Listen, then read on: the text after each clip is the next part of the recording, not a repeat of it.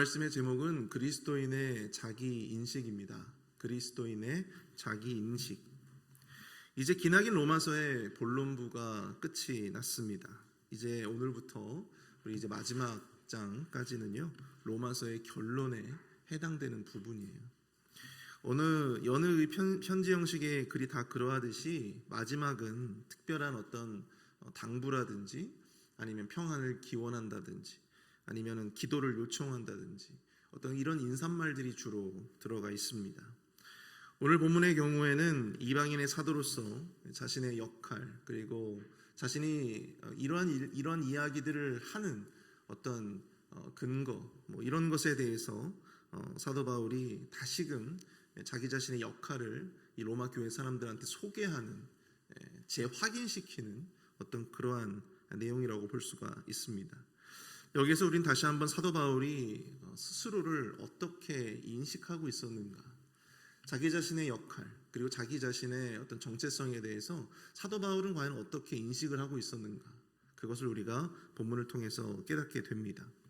오늘 새벽에는 특별히 본문의 내용을 바탕으로 해서 하나님의 부르심을 받은 우리 모든 그리스도인들이 가져야 할, 마땅히 우리가 소유해야 할 자기 인식이 과연 무엇인가, 몇 가지 함께 말씀을 중심으로 해서 나눠보고자 합니다.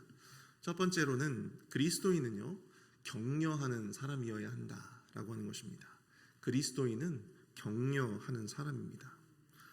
오늘 본문에서 14절부터 15절까지 말씀을 보면, 내 형제들아 너희가 스스로 선함이 가득하고 모든 지식이 차서 능히 서로 권하는 자임을 나도 확신하노라. 그러나 내가 너희로 다시 생각나게 하려고 하나님께서 내게 주신 은혜로 말미암아 더욱 담대히 대략 너희에게 썼노니. 아멘. 사도 바울은 로마 교회를 직접 세운 사람이 아니죠. 그럼에도 불구하고 로마 교회가 너무나도 자기들끼리 든든히 서가고 있는 것을 소식을 통해서 듣게 되었습니다.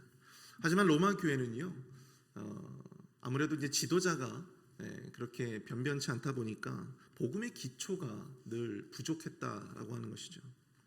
그리스도인의 구원에 대한 지식이, 영적인 지식이 부족했어요. 그래서 그들에게 이 서신을 통해서 사도 바울이 체계적으로 그리스도인들이 어떤 과정을 거쳐서 구원이라고 하는 것을 경험하게 되는지, 그러한 어떤 체계적인 복음의 교리들을, 기초를 전할 필요성을 느끼게 되었던 것입니다. 사도 바울이 쓴 그 어떠한 서신서보다도 이 로마서는요, 구원에 대한 서정, 구원의 흐름에 대해서 굉장히 상세하게 저술을 하고 있음을 보게 됩니다. 어떠한 사람이 이 로마서를 읽어도 복음이 이렇게 흘러가는구나, 우리가 이렇게 구원을 받는구나 라고 하는 것을 깨달을 수 있을 정도로 그렇게 아주 체계적으로, 논리적으로 그렇게 구원에 대한 이야기를 풀어놓았습니다. 그만큼 사도 바울은 이 로마 교회에 굉장한 마음에 공을 들이고 있었음을 우리가 깨달을 수가 있는 것이죠. 그들이 더욱더 잘 성장하고 지금보다 훨씬 더 성숙해 나아가기를, 복음 안에서 그들이 진정으로 완전한 그리스도인으로서 복음 안에서 잘 성장하고 성숙하기를 기대하는 마음으로 이 로마서를 기록하였다라고 하는 것입니다. 그러나 그럼에도 불구하고 그들은 여전히 부족함이 있었다라고 하는 것이죠. 그런데 참 신기한 것은, 너희들 지도자도 없고 너희들 내가 세운 교회도 아니잖아, 너희들 부족하잖아, 너희들 연약하잖아, 너희들 진리에 대해서 뭘 모르잖아, 그렇게 사도 바울이 접근하는 것이 아니라 오히려 이 사도 바울은요, 이 엄청난 이 복음에 대해서 가르치고 또 전수해 주었는데도 불구하고 그들을 오히려 격려하고 있다, 그들을 오히려 높여주고 있음을 우리가 이 말씀을 통해서 보게 된다라고 하는 것이죠. 그들이 뭔가 부족해서, 그들이 뭔가 뭘 몰라서 이 기나긴 편지를 보내는 것이 아니라, 너희들 이미 다 알고 있고 또 너희들 다 서로 너무나도 잘하고 있지만 그럼에도 불구하고 내가 그냥 대략 몇 자 정도 적어본다, 이런 식으로 지금 14절과 15절이 바로 그러한 맥락에서 쓰여진 글이라고 하는 사실입니다. 그들 스스로도 선함이 가득하고 지식이 차 있는 것을 이미 알고 있지만 그럼에도 불구하고 몇 자 적어본다, 강조하여 그렇게 표현하고 있다라고 하는 것이죠. 여러분, 여기에는요, 바로 그들을 향한 신뢰가 담겨져 있고 또 존중이 담겨져 있습니다. 그들이 스스로 교회를 세우고 지금까지 이 교회를 일구어 오기 위해서 얼마나 많은 고군분투를 했겠어요. 지도자도 없이. 그럼에도 불구하고 그토록 그들이 잘 서가고 있는 것을 사도 바울은 격려하고 있고 또 그들의 그 과정을, 그들이 거쳐온 그 과정을 존중해주고 있다라고 하는 사실입니다. 사도로서 자신의 권위를 내세워서 자신의 교리를 강하게 주장할 수도 있었고 자신의 권리를 강하게 주장할 수도 있었지만 그럼에도 불구하고 사도 바울은 그렇게 하지 않았다라고 하는 것이죠. 여러분, 때로는요, 우리가 가르치는 어떤 이 복음의 그 자체로서의 어떤 권위, 우리가 그것을 강조할 수 있어요. 왜냐하면 복음 자체는 물론 권위를 가져요. 그리고 복음을 전하는 자도 권위를 갖습니다. 근데 여러분, 그 권위를 주장하고 내세우는 것보다 훨씬 더 이 복음을 복음되게 하는 방식이 있어요. 무엇입니까? 바로 이 복음을 격려와 존중과 사랑의 그릇에 담아 전하는 것입니다. 그럴 때 진정으로 이 복음이 복음되어질 수 있는 것입니다.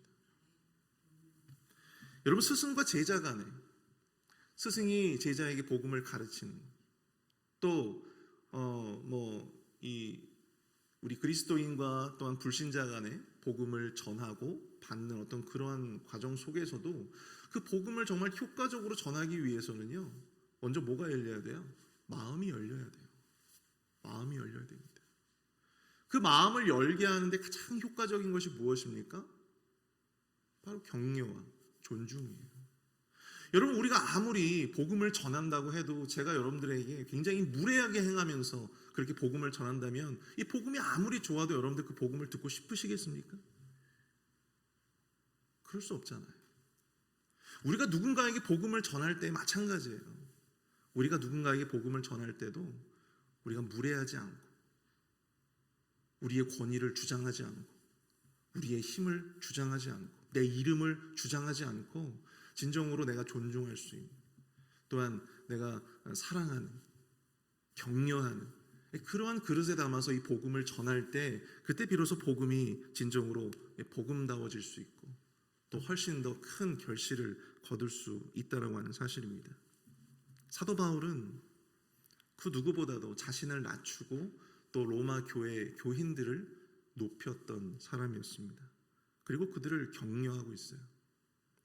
사랑하는 성도 여러분, 그리스도인들은 어떤 사람입니까? 그리스도인은요, 자신을 주장하는 사람이 아닙니다. 그리스도인은 격려하는 사람이에요. 자신을 드러내고 과시하고 주장하는 사람이 아니라 복음이 필요한 자신의 주변 사람들을 훨씬 격려하고 또 존중해 줄 수 있어야 한다는 사실입니다. 그래야 우리를 통해서 예수 그리스도의 복음이 주변 사람들의 마음 가운데 조금씩 스며들 수 있는 거예요. 복음은요, 강압적으로 전할 수 있는 것이 아닙니다. 자기적으로 가르칠 수도 없어요. 그것은 오히려 복음을 모독하는 것입니다. 복음이 사랑의 메시지잖아요. 그 사랑의 메시지를 강압적으로 또한 자기적으로 가르친다라고 한다면, 전한다라고 한다면 여러분, 그 복음의 메시지가 과연 어떻게 전해지겠습니까? 그럴 수 없는 것이죠.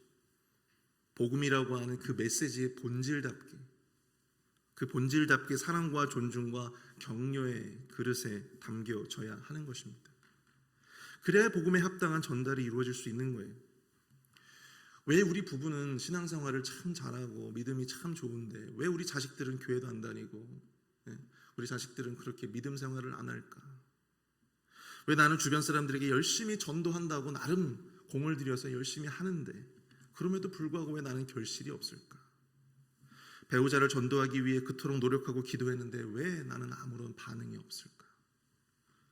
나는 우리 아이들에게 열심히 복음을 가르친다라고 가르쳤는데 왜 우리 주일학교 아이들에게 아무런 열매가 거두어지지 않을까? 물론 제각각의 나름의 이유와 또 상황이 있을 것입니다.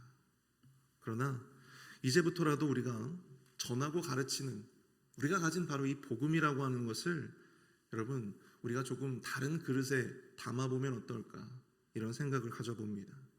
가급적이면 사랑의 말로, 가급적이면 존경과 존중으로, 가급적이면 격려의 그릇으로 담아서 말이죠. 사도 바울이 로마 교회 성도들에게 자신의 권위 그리고 자신의 당위성, 복음이 가진 그 권위에만 의지해서 그들에게 주장하지 않았듯이 그 모든 것들을 내려놓고 또한 그들을 격려하고 또 존중하며 복음을 전하고자 노력했듯이 우리도 그와 같은 모습으로 복음을 전하고 가르칠 수 있는 주님의 자녀들이 될 수 있기를 축복합니다.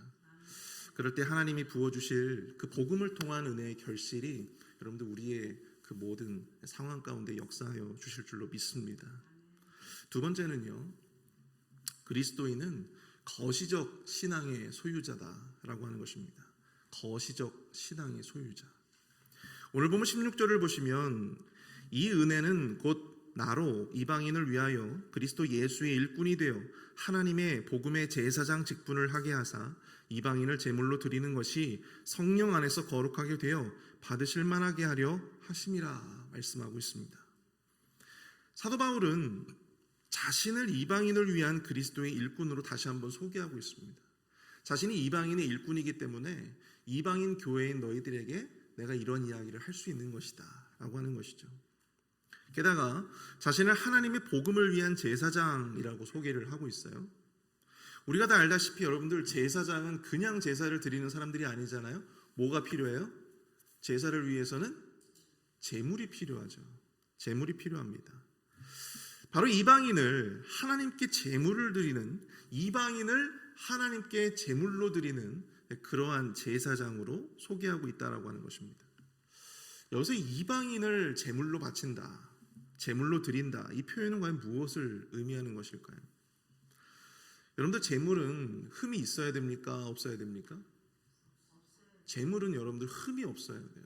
제물은 가장 좋은 것으로 하나님 앞에 드리는 것입니다.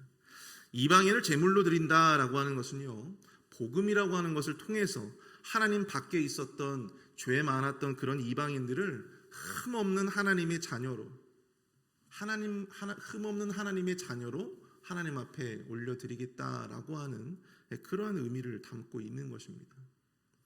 오늘 본문에서 드러나고 있듯이 사도 바울은 이방인을 위한 복음의 일꾼이라는 자기 인식이 분명했던 사람이었습니다.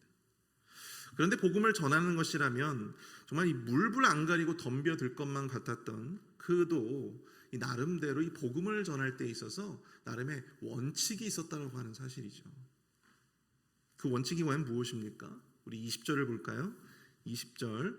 또 내가 그리스도의 이름을 부르는 곳에는 복음을 전하지 않기를 힘썼노니 이는 남의 터 위에 건축하지 아니하려 함이라. 아멘. 그는 이미 복음이 전해진 곳에서는 새롭게 그 복음을 전하지 않았다라고 하는 것입니다. 누군가에 의해서 복음이 전해진 곳에서 자신이 복음을 전하지 않겠다라고 하는 거예요. 아무도 그 복음에 대해서 들어보지 못했던 그곳에 가서 내가 복음을 전하겠다. 그러한 분명한 복음 전달에게 또 확신이, 원칙이 있었다라고 하는 사실이죠. 이미 누군가에 의해서 복음이 전해지고 그 기초가 세워졌다면 굳이 그 기초가 세워진 터 위에 자신의 이름을 놓지 않겠다, 자신의 어떤 영향력을 놓지 않겠다라고 하는 어떤 그러한 원칙이었던 것입니다. 여러분들 우리가 알고 있듯이 이 조선에 이 복음이 들어왔잖아요. 우리나라에 복음이 들어왔어요. 수많은 어떤 선교사들이 들어왔습니다. 특별히 호주 그리고 미국 이 등지에서 굉장히 많은 선교사들이 들어왔어요. 복음을 전하기 시작했습니다. 감리교, 장로교, 침례교 여러 교단들에서 와서 복음을 전해요. 그런데 복음을 전하다 보니까 이 지나치게 교단별로 우리나라 안에서 막 경쟁이 심해지게 되는 겁니다. 그러다 보니까 너무나도 어떤 인력적으로나 시간적으로나 낭비되는 것들이 너무나도 많았고 분쟁이나 분규 같은 것들이 많이 생겨나게 되었어요. 이래서는 안 되겠다 싶어서 이제 선교사들의 어떤 대표들이 우리나라를 훨씬 더 효율적으로 이 교파별로 복음을 전하기 위해서 우리나라를 쫙 갈라가지고요, 이 선교지를 분할하는 그러한 정책을 세우게 됩니다. 재미있는 것은 함경도 지역에는요, 캐나다 장로교회가 들어와서 이제 그 선교사들이 그 지역 안에서만 복음을 전했던 거예요. 그리고 평안도, 황해도, 그리고 경상북도에서는요, 우리 PCUSA 미 북장로교회가 그곳에서 복음을 전했습니다. 경상남도에는 호주 장로교회가, 그리고 전라도 지역에는요, 미 남장로교회가, 그리고 강원도 지역, 충청도 지역, 그리고 인천 이쪽 지역에는요, 미 감리교회가 복음을 전하게 되었다라고 하는 사실이죠. 그 지역에서만 포교 활동을 했던 거예요. 다른 교단과 부딪힐 일이 있어요, 없어요? 없는 것이죠. 훨씬 더 효율적으로 복음을 전하기 위한 선교지 분할 정책을 세웠어요. 물론 이것이 우리나라의 어떤 교단의 분열을 심각하게 불러일으켰다라고 하는 어떤 단점도 지적하시는 분들이 있습니다. 그런데 만약에 이것이 없었더라면 어떤 일이 벌어졌을까요? 이러한 선교지 정책, 선교지 분할 정책이 없었더라면 아마 우리나라는 이 종교 전쟁터가 되었을지도 모르겠습니다. 더 많은 재정과 시간과 에너지가 낭비되었을지 몰라요. 여러분들, 복음 자체보다도 하나님 나라가 전해지고 하나님 나라가 확장되는 것보다도 내 교단의 이름을 내고 또 내 교회의 이름을 내고 또 내 이름을 내는 거기에 혈안이 되는 그러한 경우들을 우리는 많이 보게 됩니다. 누군가가 복음을 믿는 것이 최우선적으로 우리가 고려되고 하나님 나라의 어떤 하나님의 이른 양이 다시 돌아오는 바로 그 자체만을 우리가 좀 생각해야 되는데, 그럼에도 불구하고 그 사람이 우리 교회에 등록했어? 그 사람이 다른 교회에 등록했어? 여기에 우리가 너무나도 크게 몰입하는 경우들을 보게 된다고 하는 것이죠. 그것이 훨씬 더 중요하다고 하는 거예요.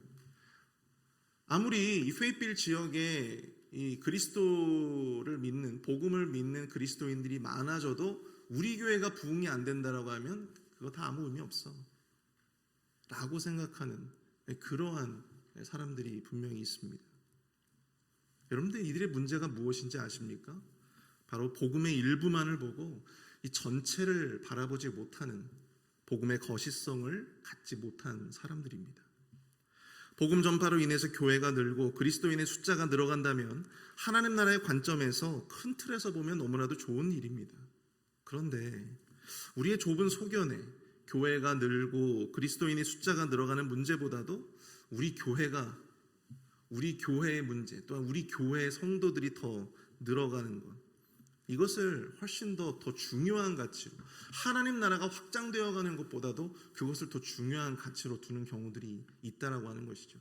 만약 사도 바울이 그러한 생각을 가지고 있었더라고 한다면 여러분, 그는 이러한 복음의 원칙을 가지고 사역을 하지 않았을 것입니다. 자신의 이름을 내기 위해서, 자신의 영향력을 더욱더 드러내기 위해서 오히려 자신보다 부족한 어떤 사람들이 복음을 전하는 어떤 그런 지역이라고 한다면 오히려 자신의 이름을 내기 위해서 그쪽 지역에 가서 복음을 전한다면 자신의 이름이 더 드러나는 것 아니겠어요? 사도 바울은 그렇지 않았다라고 하는 사실이에요.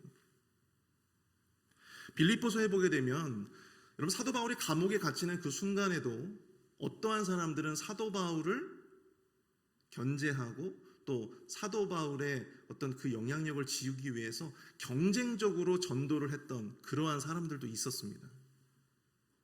사도 바울도 이 감옥에서 그 모든 사실들을 들었을 거예요. 그런데 그럼에도 불구하고 그는 그것 때문에 분해하지 않습니다. 오히려 그 일이 잘 됐다, 좋은 일이다 라고 이야기를 해요. 뭐 때문에요? 하나님 나라의 복음이 확장되고 있잖아요. 진보되고 있잖아요. 전진하고 있잖아요. 비록 자신의 영향력은 줄어들고 자신의 이름이 가지고 있는 어떤 영향력은 줄어든다 할지라도 누군가에 의해서 어찌됐든 하나님 나라의 복음이 전달되고 증거되고 있으니까, 하나님 나라가 확장되고 있으니까 그는 그것만으로도 감사하다라고 하는 것이죠. 이게 바로 복음의 거시성을 가지고 있는 사람의 모습입니다. 지난 부활절 새벽에 우리 담임 목사님께서 설교를 하셨어요. 침례교회에 가셔서 설교를 하셨습니다. 그때 자리에 앉아 있었던 우리 모든 성도들이 정말 뜨거운 은혜를 받았습니다. 근데 여러분, 그때 목사님께서 이런 말씀을 하셨어요. 복음이 전해지는 것이 중요하지 그 사람이 어떤 교회에 출석을 하든 어느 교회에 등록을 하든 그것은 중요하지 않은 문제다. 그때나 지금이나 목사님의 생각은 변함이 없으십니다. 참 건강한 사역이 아닐까, 건강한 사역자로서의 어떤 마인드가 아닌가 생각을 하게 되었어요. 하나님 나라의 전체를 바라보는 어떤 그런 비전을, 그런 웅대한 비전을 가지고 있는 분이구나라고 하는 생각을 하게 되었습니다. 이 좁은 이 회빛 이 지역에 갇혀서 우리 교회라고 하는 어떤 그러한 좁은 마인드에 갇혀서 사역을 하는 것이 아니라 이 회빛 지역의 하나님 나라라고 하는 어떤 큰 틀, 큰 비전을 가지고 사역을 하시는 분이구나라고 하는 생각들을 갖게 되었습니다. 여러분 정말 안타까운 일이지만요, 여러분 작은 도시일수록 어떠한 교회가 문제가 생기면 누가 제일 좋아하는 줄 아십니까? 누가 제일 좋아하는 줄 아세요? 사탄이 좋아하죠? 네? 사탄이 좋아합니까? 아니에요.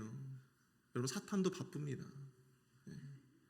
사탄이 좋아하는 게 아니라요, 여러분 지역에 있는 가까이 있는 교회가 더 좋아한대요. 왜요? 교회가 흔들리면 성도들을 흡수할 수 있잖아요. 사랑하는 성도 여러분, 제가 설교를 준비하면서 예전에 참 있었던 일이지만 제가 좀 부끄러운 고백을 좀 하고 싶습니다. 제가 전도사로서 첫 사역을 시작을 했는데요, 여름이 돼서 여름 성경학교를 하게 되었어요. 저에게는 첫 여름 성경학교입니다. 담임 목사님께서 나이가 아주 지긋하게 먹으신 호랑이 목사님이셨어요. 대뜸 저를 불러서는 평상시에 우리 주일학교 30명도 잘 안 나오는데 여름 성경학교 때 100명을 한번 채워보라, 이제 그런 그 명을 내리셨습니다. 그래서 그 목사님이 너무나 무서워가지고 삐에로 복장을 하고 북을 치면서, 여러분들 그런 거 많이 해보셨죠? 학교 앞에 가서 전도지를 나눠주면서 전도를 했어요. 그래서 아이들한테 막 사탕도 나눠주고 초콜릿도 나눠주고 하면서 우리 교회 좀 와라, 우리 교회 여름 성경학교 와라 하면서 전도를 했습니다. 매일같이 말이죠. 근데 계속 하다 보니까 제가 꾀가 나기 시작하는 거예요. 전략을 세워야 되겠다. 이래가지고는 답이 안 나온다. 그래서 사람의 마음을 한번 좀 이용해보자. 그래서 이런 정책으로 저희가 아이들에게, 우리 교회 아이들에게만 좋은 샤프 아시죠? 샤프 펜서? 그거를 사다가 우리 아이들에게만, 나오는 아이들에게만, 우리 아이들에게만 이제 그 선물을 준 거예요. 그러니까 막 다른 교회 아이들, 그리고 다른 아이들이 왜 우리는 안 주냐고. 평상시에는 우리도 사탕을 줬는데 왜 우리도 안 주냐고. 너희들은 우리 교회 아이들이 아니잖아. 그래서 제가 이제 그 아이들을 돌려보냈습니다. 근데 그때 아이들이 가면서 누구 욕을 하는 줄 아세요? 누구 욕을 하는 줄 아십니까? 제 욕을 하는 게 아니에요. 우리 교회는 안 왔어. 우리 교회 목사님 안 왔어. 하면서 자기네 교회 욕하고 자기네 목사님을 욕을 하는 거예요. 근데 참 그걸 보면서 제가 참 마음이 별로 좋지가 않더라고요. 괜히 저 때문에, 저희 욕심 때문에, 저희 탐욕 때문에 이 죄 없는 그 아이들의 어떤 교회와 그리고 목사님들이 욕을 먹는구나, 이런 생각들을 하게 되었습니다. 그래서 그 다음부터는 그런 식으로 전도를 안 했어요. 저도 나름 절실함이 있어서 그랬던 것이었지만 결코 해서는 안 될 행동이었다고 하는 것이죠. 사랑하는 성도 여러분, 그리스도인은요, 하나님 나라의 어떤 큰 비전을 공유하고 이 거시적인 복음의 거시성을 가지고 품고 살아가는 사람들입니다. 우리의 비전이, 여러분들 우리 교회 안에만 머물게 될 때 우리 신앙은 굉장히 좁아질 수밖에 없어요. 우리 부서, 우리 교회, 여기에만 여러분들 매몰되지 않기를 축복합니다. 그렇다고 한다면 우리는 결코 우리 영적인 그릇이 자랄 수가 없고요, 하나님 나라의 어떤 큰 거시적 관점에서 보면 우리의 행동으로 말미암아 오히려 하나님 나라의 확장이 막아지는, 방해되어지는 어떤 그러한 일들이 되어질 수 있다고 하는 것입니다. 일부가 아닌 전체를 바라보시는 우리 비전의 성도들이 다 되어지시길 축복합니다. 우리의 복음을 들고 여러분들 남의 터 위에 기둥을 세워서는 안 됩니다. 남의 터 위에 기둥을 세워서는 안 돼요. 아무리 좋은 명분을 가지고 있다 하더라도 그것은 하나님이 축복하시지 않습니다.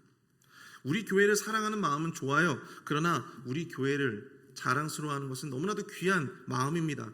그러나 다른 교회에서 신앙생활 잘하고 있는 사람들을 꼬셔다가 우리 교회를 채우는 것은 아무런 의미가 없는 것입니다. 우리 교회가 아무리 좋다고 해도 다른 교회를 험담하거나 깎아내리면서 전도하는 거 여러분 하나님께서 원치 않으시는 거예요.